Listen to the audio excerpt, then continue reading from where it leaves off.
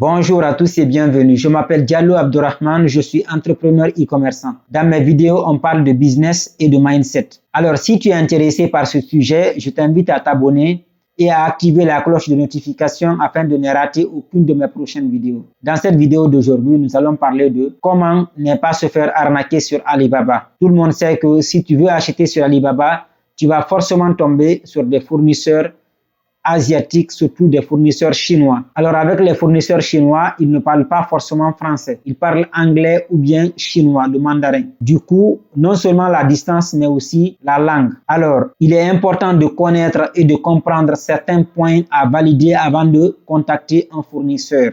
Dans cette vidéo, je vais te montrer une stratégie à mettre en place pour ne pas se faire arnaquer sur Alibaba.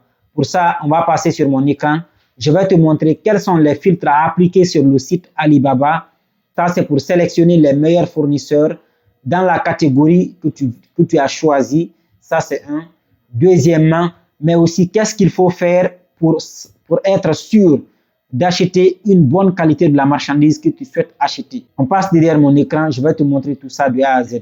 Alors là, nous sommes sur mon écran d'ordinateur et pour commencer, on va aller cliquer sur Google Chrome. Et puis, on va écrire sur la barre de recherche ici, Alibaba, d'accord? Voilà. Sur la première page, elle est déjà sponsorisée. On va cliquer sur alibaba.com. D'accord, là, nous sommes sur la page d'accueil de Alibaba. Nous avons ici différents types de produits. Voilà, donc... Maintenant, pour commencer, qu'est-ce qu'il faut faire pour acheter sur Alibaba? Il est important d'abord d'appliquer des filtres. Quels sont ces filtres? C'est de choisir des fournisseurs qui remplissent une certaine condition. D'accord? Alors, pour faire ça, on vient ici et on tape d'abord le produit qu'on souhaite acheter. On va écrire louche. Louche. Voilà. Louche en bois. En bois. OK.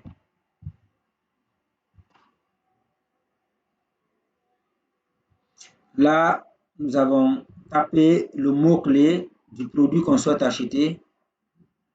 Maintenant, qu'est-ce qu'on va faire? On va venir ici appliquer des filtres, d'accord? Dans un premier temps, il faut choisir un fournisseur qui a le statut de trade assurance de Alibaba, d'accord? Voilà, ça te permettra ici d'être protégé pour ta commande. Là, on applique ce filtre. Dès que vous appliquez le filtre, vous allez voir une mise à jour, d'accord? Vous voyez ici maintenant, nous avons que des fournisseurs qui acceptent le système de paiement de Alibaba. C'est ce qu'on appelle le trade assurance de Alibaba, d'accord? Maintenant, on va appliquer aussi ce filtre un fournisseur vérifié.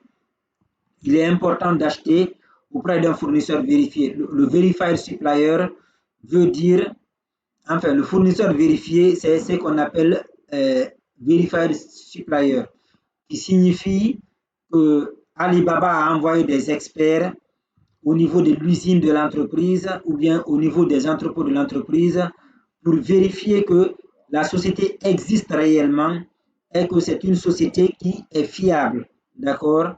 Alors, si tu appliques ce filtre-là aussi, il y aura aussi une mise à jour. Tu vas voir que voilà. Et maintenant, on n'a que des fournisseurs qui sont vérifiés.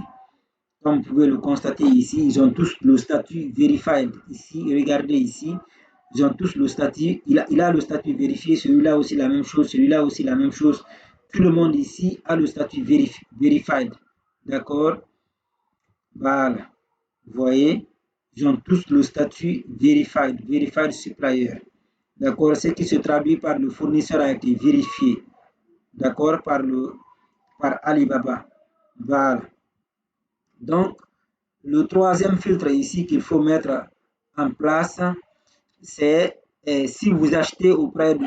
Enfin, alors ici, à vous de choisir si vous voulez un fournisseur qui a des avis de 4 étoiles, ok, si c'est 4 étoiles 50, 4,5 étoiles, ok, si c'est 5 étoiles aussi, à vous de choisir, d'accord?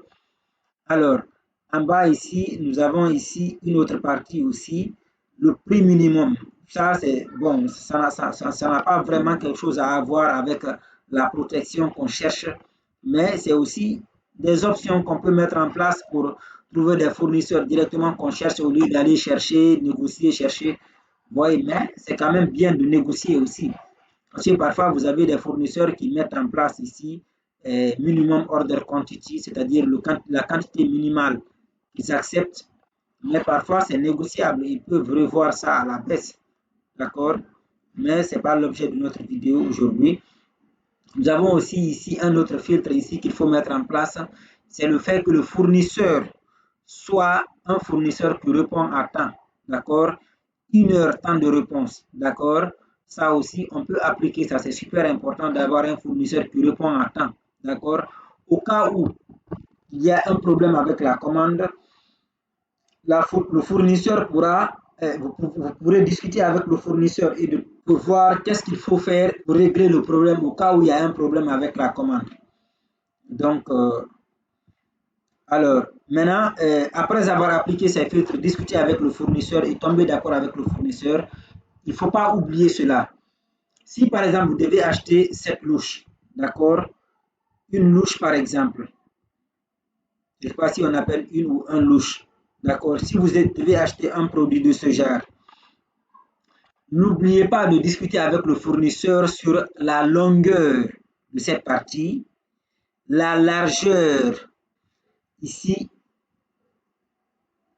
la taille du produit en fait doit être définie. C'est pas parce que vous voyez une louche comme ça que vous allez directement l'acheter ou bien commander 150, 500 ou 1000 pièces sans forcément discuter de la taille du produit, de la couleur, de la matière première qui va être utilisée pour fabriquer le produit. D'accord? Ça, c'est quelque chose de super important. Pour parler de ne pas se faire arnaquer sur Alibaba, il faut d'abord comprendre sur quelle base vous achetez le produit. Qu'est-ce que vous achetez en réalité? Un fournisseur, sur ces images, vous pouvez voir que les images sont comme ça. Mais ça peut ne pas être la taille que vous souhaitez. Raison pour laquelle il faut discuter de la taille. D'accord? De la matière première qui va être utilisée pour fabriquer votre produit. D'accord? Maintenant, avant de commander quoi que ce soit sur Alibaba, pour s'assurer de la qualité du produit, la première chose qu'il faut faire, c'est de demander l'échantillon. D'accord? Demandez des échantillons qui doivent être livrés à votre adresse. Quand vous recevez le produit, vérifiez que la qualité répond à vos attentes. Quand vous vérifiez la qualité du produit, d'abord, qu'est-ce qu'il faut faire? Vous achetez au moins 5 pièces de l'échantillon ou bien 4 ou 3 pièces de l'échantillon. Vous envoyez chez un transitaire, toujours en Chine. D'accord? Arrivé chez le transitaire, vous demandez au transitaire de garder une pièce des échantillons et il vous expédie 2 pièces des échantillons. C'est-à-dire qu'il va garder une partie de l'échantillon et il va expédier l'autre partie à votre adresse. Arrivé à votre adresse, vérifiez que la qualité répond à vos attentes. Et si vous décidez de travailler avec ce fournisseur, qu'est-ce que vous allez faire? C'est de demander au fournisseur de prendre l'article, c'est-à-dire la pièce qu'il a déjà gardée avec lui, d'envoyer ça à une société d'inspection de qualité. D'accord? Donc, à partir du moment où vous tombez d'accord avec le fournisseur, vous demandez à ce que le fournisseur fabrique la marchandise. Et là, vous allez payer 30% du montant total de la commande. D'accord? 30%. Quand vous payez les 30%, le fournisseur ou encore l'usine va fabriquer votre marchandise.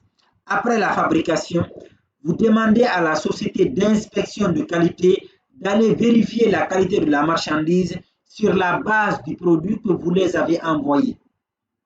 C'est-à-dire que votre marchandise déjà fabriquée doit être conforme au produit que eux ils ont reçu de la marchandise que vous avez souhaité acheter. Est-ce que vous avez compris ce que je dis? C'est-à-dire que, pour faire simple, le fournisseur, enfin, la société d'inspection de qualité doit se baser sur le produit que vous les avez envoyé pour vérifier la qualité de la marchandise que le fournisseur ou encore l'usine a fabriqué pour vous. Si c'est identique au produit fabriqué, d'accord? Si l'échantillon est identique au produit fabriqué. Après le rapport maintenant de de la société d'inspection de qualité. À partir de là, vous pouvez maintenant payer les 70% restants de la commande. N'oubliez pas, vous avez déjà payé 30%. D'accord? Et après les 30%, vous allez aussi payer les 70% après la vérification, après l'inspection de qualité de la marchandise. Et c'est ainsi maintenant que votre fournisseur va expédier la marchandise à votre adresse ou bien le fournisseur va expédier la marchandise à l'adresse de votre transiteur. Votre transiteur aussi va l'envoyer à votre adresse. C'est ainsi que se termine la commande. Est-ce que vous avez compris? C'est tout ce que j'avais à vous partager aujourd'hui et à très bientôt pour une prochaine vidéo. Allez, ciao!